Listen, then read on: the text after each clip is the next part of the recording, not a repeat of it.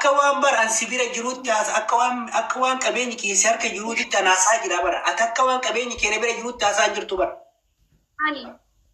akka waan qabeenyi kiyya namni saametti akka waan qabeenyi kiyyaati saamtetti anaasaa jira bara ti gadachaa bara situ harka jira bara akkuma teettu kanatti guutuun kee jiru siif galee ani wanni barbaadde hoo jiraate suuraan hoo jiraate viidiyoon hoo jiraate maaloon hoo jiraate ani dhimmi sun dhimma kiyya malee dhimma hawaasaa miti dhimma nama takkaa miti ገብቶ ካላ አይደለም ገሩ አኒ ነማ ሲያሳ ሚቲ ሜሻ ማልቱ ጅራ ያኒ ሜሻ ወራና ወይ ዶክሲው ፈርካ ቀበሙ ልቡ ነማ ባሲው ፈርካ ቀበሙ ወይ ሐቀና ማኛን ዶ ፈርካ ቀበሙ አቴኙማ ከንከለትኒ ወላሂ ከለ ሰራ ጀልቀቤትና ሲከደቹ ጅራ ማን ይሳለም ይችርኩ ተማንኩኒ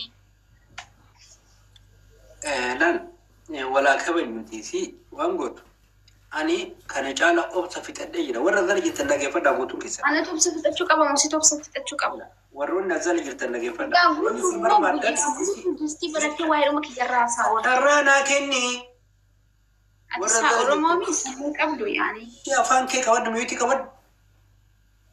kawad yu miyuti kawad qoyal tokko ha dubbatu ayye dubbadal tokko kasinje juru nage fada kan sinjechutti jiru ani qabeenya keetu harka jira ummanna zala jiru kun eessatti si ofaa jira beeta nutu si jira haiso bakka akkasi akka riskii kee guutuu biratti fudhatanii akka waan bara harkaa qabaniitiin si taasan boru yoo wanni tokko gabbee duuba kanaa acabcaabochi naachu marti nu jechuudha atammoo kunilaa si injifatee jira ani bara ati maallee hincataa jira wayta baatu kana si gara wayta keessa wajjinaa sunu nama nagaya ila sitini ummanna zala jirtan nagefada ummanna zala jirtan obsa fitadde jira nagefada obsa fitadde jira wan dufunde nagefada wan dufunde yu ila obsi wan dufunde yu abdinega sena tille nage ariya sena binti usen la warra zala jirtan le nagefada kana cala sikadachun fedu kini kana boda mo kana kadatu akkasi taate 100% beeka in amanalle ammo zoro harkuma kee keessalle akka deebite atarka kee kana keessa dubbatullee 100% baan ani la sikara nama tokkicha si miti jechuudha ani kaleessa oromoon hundumtuu gaafa narra duulan nama takka gadi ba'een kadhanneshi nama takka illee maaf narra dubbatan jedheellee waa takka wanni hin jedhu ani nama ofitti amanamummaa qabudha siif galee siin kadhadhullee si kadhachuuf illee hin jiru alammanakab anatu si kadhachuu jira baramma baay'ee tokko si kadhachuu jira bara oromoon tiituu gubbaa jiru tiitisa anas hin jedhe dhaggeeffadhu tiitisni baay'ateef qodaan buqisu achumarratti taphatamee wal rasaa ta'ee siin galee baay'ateef qodaan buqisu laa talbaa bincaacaa dhagee laana sittima oromoon tiituu oromoo tiituu kuma tokko kasi ilaaltu kanarra ana tokkocha kanatu iyyuu hunda isaanii hin caala sittima du'een dabalee waa takkana hin caala akkam jedhe tiitisaan qodaan buqisu achumarratti iyyaa oola malee achirra zoore isaan kana jechuun asummasa kanaan dalatti ilaalte laayikii minaamin waan akkana kanneen ilaalte hojitee atammoo boqqi jettu annaa yaanaa yaayamee ta'a boqqi hin jedhin si galee kanaafuu gara gaaggayi waan ummata kana caala kasi fayyadu kaarkaasi qabu ana siin jedhe bara imani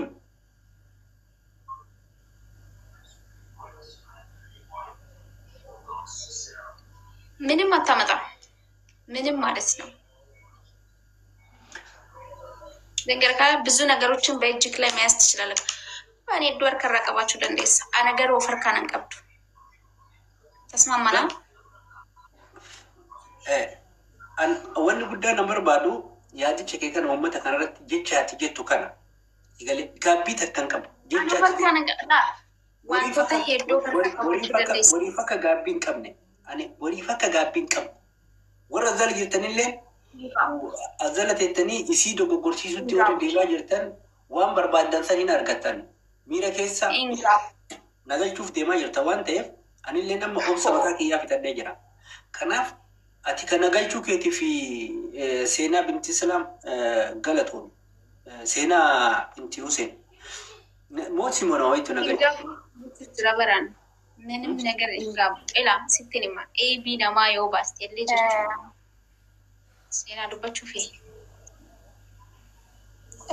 amma yaani kan hin jedhu obboleessa kiyya atiyyuu hin beektaa akka Oromoon nuti dhugaa dubbachuu fi afaan tokko dubbataa Oromoodha waliin jedha obboleessa obboleettiidha waliin jedha bineensa walitti ta'uun hin barbaachisu. Akkuma nama siin jedhee isiinillee maalummaa kee beektee sitta dubbattu wal arrabsuun wal xiqqeessuun haybii walii bakkee wal baasuun gaarii miti. Atis gaafa dubbattu suuraa kee fuula kee arguu baannus suuraa kee arguu baannus nama guddaadha.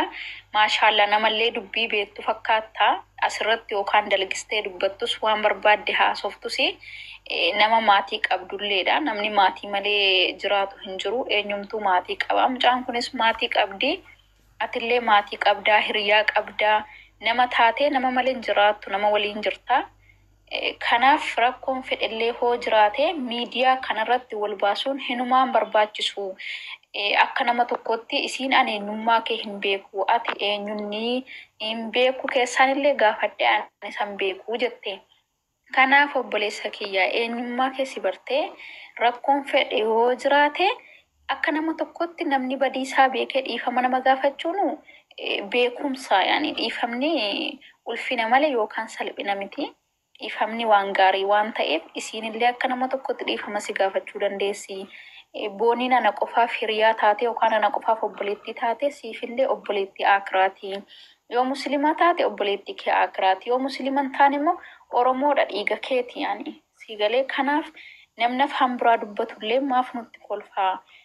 Dammoo miidiyaa kanarrallee nama hedduu nama nuti nuun arganu jennu nama nu argu hedduu jira.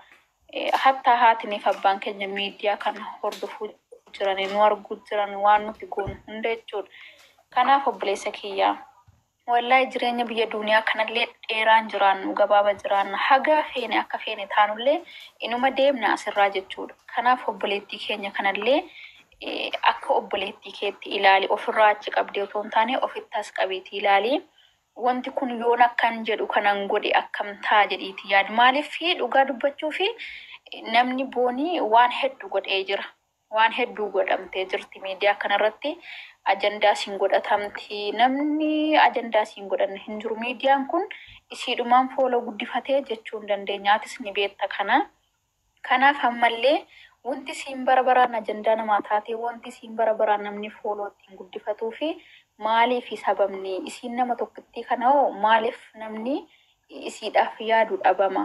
Kanaaf atillee yookaan wanti siyaarsee jiraachuu danda'a namni lafumaa kahee waan tokko hin godhu. Waan kanatti si kaasee goote tokko atis yoo qabaattee ifaan walitti dhufamee dubbatamee kara keessaatiin guruupiin hidhamee wallahi an akka wallaaluma kootti gara keessaatiin guruupiin hidhamee okay qaamni sadaffaan qaamni arfaffaan nu hedduun seeniin yoo jettellee akkaawuntii mataa keetiitiin yaani akka nama tokkotti kan inni si karadhu akkaawuntii mataa keetiitiin isii dubbisi yoo isiin dhugumatti akkuma hin beeku jette kanatti sin beekutu ta'ee obboleessa kiyya akkaawuntii keetiin isii dubbisi ana abalu ani akkasi jedhiiti of isiitti barsiisi sana booda isiinis waan jiru sittaasofte atillee waan jiru taasofte yoo isiin gidduutti qaamni sadaffaan hin barbaachisate qaamni arfaffaan hin barbaachisate nutis jirra waan fedhellee haa ta'u wallaahi maallaqas ta'ee waan fedhe haa ta'u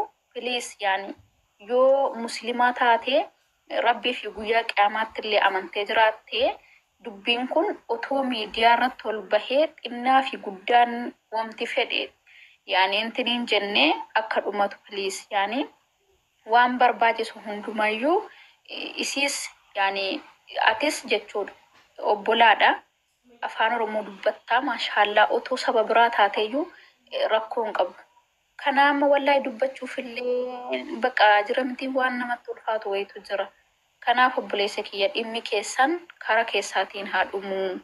Mucattiin kun kophaa isii jirti ni beektaa biyya ormaa keessa jirti. Namni biyya ormaa keessa jiraatu waan hedduu yaada. Ammayyuu barnoota si barataan jirtu. Isiin guyyaa lamman kanayyuu yaani namni waa hedduu dubbachuu jira argaa jirta. Atis immoo waan tokko kanan godha jettee hin godhiin. Maaliif jennaan kanarra keessa jirtu kan otoo hin taane kan borii yaadi har'a fayyaa qabdaa dubbachaa jirta huyna qaba jettee godhaa jirta garuu boru waan taatu rabbi qofatu beekaa jechuudha. Kanaaf nuti hundumtu keenya akkasuma har'a yeroof aarrii miira keessa gallee waan addaa waan feene goona jenna malee boru waan taanu rabbi qofatu beekaa jechuudha. Kanaaf wal miidhuun nama gadi wal gochuun nama walitti kolfisiisuun faayidaa hin qabu. Har'a namni isii qofatti hin kolfu sittillee hin kolfa. Maaliif wamti fedhellee yoo hafe Oromoodha. Wamti fedhellee waan jirre isiin tokkodha. Kanaaf nama walitti kolfisiisuun faayidaa tokkollee hin qabu. Dubbiin keessanis guyyuma guyyaan gastii seentanii walitti kakachuu walitti hintinii jechuu otoo hin taane wanti godhamuu qabu tokko akkaawuntii mataa keetiitiin isii dubbisii ana abaluu jedhii of geeskisii rakkoo hin qabu. Ati sila isii qofa irratti immoo nama irratti illee yookaan rakkoo kana kan raawwattu kan of dhoskituu fi sababni kanaaf akkasii naan seenaa ani bakkiteen takka waadaa sii galuun ani dunyaa miskiinaan barbaadu. Dhugaa sitti maa saantimii yoo taate namoota keessannatti bilbilanii miseenjara isiitiin nuyi kan bilbilan baay'ee jira isin hin beekti. Miseenjaruma isiitiin warri bilbilan baay'ee jira. Ka jalaa kaasee ani wajjinaa ta'u baay'ee jira. Ka ammoo anayyuu kara tiktookitiin dhufanii waan baay'ee barreeffamaan natti haasanii birrii agana sii goona an birri itti naajamu alhamdulillahi fayyaa qaba nagaa qaba hin qaba rabbi naa kennee jira marayyuu itti naajamu. Saantimii takkayyuu hin barbaadan dunyaa miskiinaan barbaadu. Dunyaa waan akkasii san takka hin barbaadu. Gini waan ani sii gaafadhe qofa isiin deebisan deebisuu qabdi. Ana barbaada.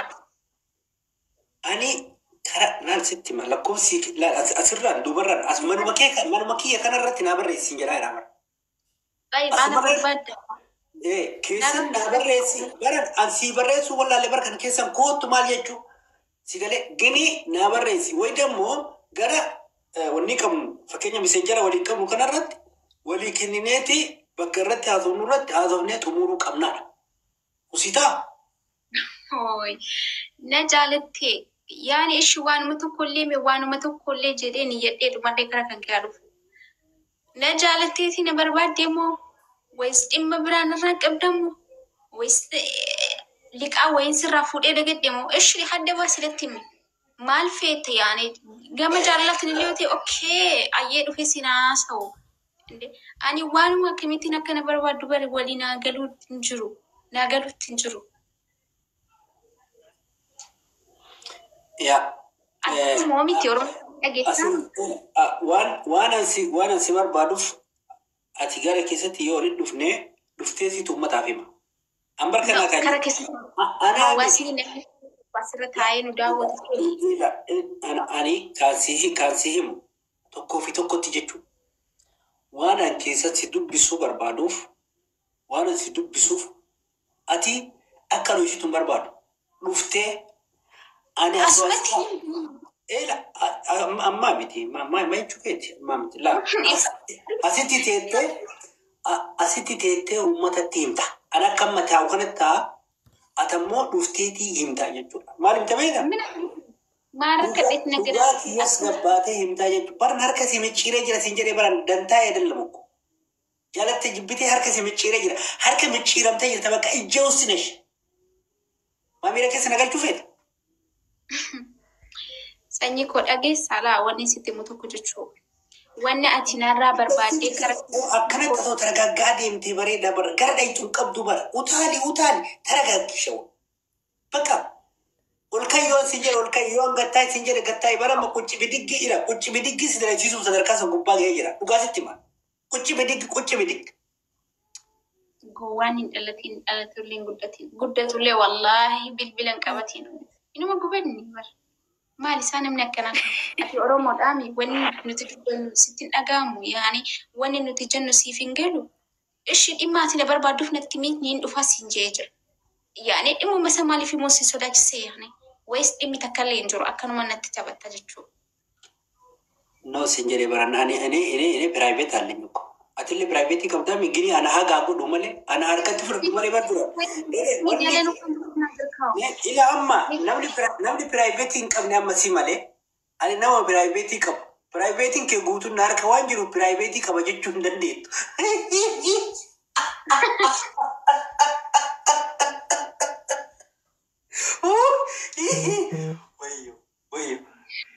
Atta lakshi imboyin ila piraayiveetii anin qaba. Gini atama piraayiveetiin kee guutuu waan harka jiru piraayiveetii waan jedhamu yelleenyim jetteeti kiyyallee akka asirratti haasa'u feeta. Ajallam ilaamee dhaggeeffadhu. Mucaa dhaggeeffadhu. Wallaahi akka namaatitti ta'etti nattaase. Akka nama dhiiraatitti ta'etti nattaase jechuudha. Please. Hayyee keessan dhufee sitti na haasa'a. Wanni dhimmi ati keessan na barbaadde maalidha asi jechuu jira. Ati Oromiffan dhageessu akka nama akka dhala namaatti. Amma diqqoo kalooftee jirta mitaa yamaxxaashi maaliif dhufaa jirta rakkoon qabu. Gini amma soo namni biraati oli imanu azzara ka jirta dhummanni kun. Torbaan takka keessatti biyaansi yookaan guyyaa lama keessatti yoo guddate yookaan boritti yoo gaaftanitti yoo guddate torbaan har'aati asitti yoo isiin tun gabbaatee waan jiru hunda isinitti himne ani abbaa kiyyaaf dhalatte jedheen dubbadha. Nama kuma takkaaf 200 kanarra taa'ee sitti himan. Dhaggeeffadhu. Kuma takkaaf 200 kanarra taa'ee. Gini ammoo akka ta'u piraayiveetii kee asirratti dubbadhu jettu kana ana akka keetii piraayiveetiin kiyya haga waan hin ta'iniif piraayiveetii qaba ammatti. Isa san garaagarummaan kiyyaa kee kana kan akkasitti ilaale.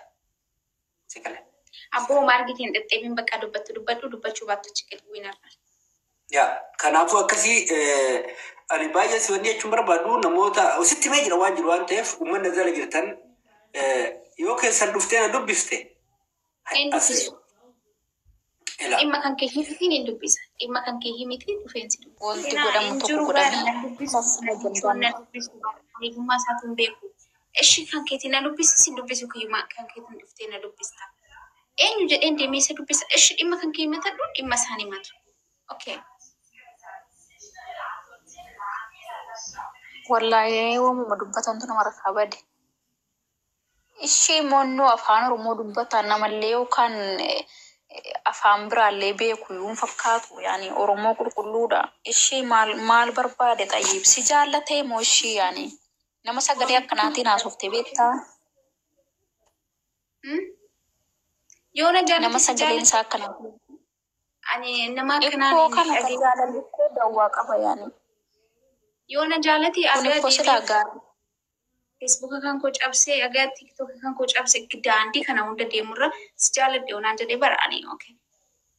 Maybe jaallachuu ni danda'a yookaan immoo si jaalladhu jechuu ni danda'a. Ammallee taanaan akkana godheef ani isa waan hin jaalladhu miti. Beektanii jaalalli dirqiidhaan bariin ta'uu fedhiidhaan malee. Bara dirqiidhaan nama jaallatanii harka ofii keessa nama galchan keessa jirramoo? Maal jechuudha? Ikkoo yoo kanayyuu ta'e ka mikinaan isaa kana jedhee dubbachuu qaba. Sababni isaa kanaa fi kun amma sababa isaas keessaan yoo dhufte naan dubbatte malee hin himuu jedhe ishee wanti taasaatiin ittiin dubbatta hin.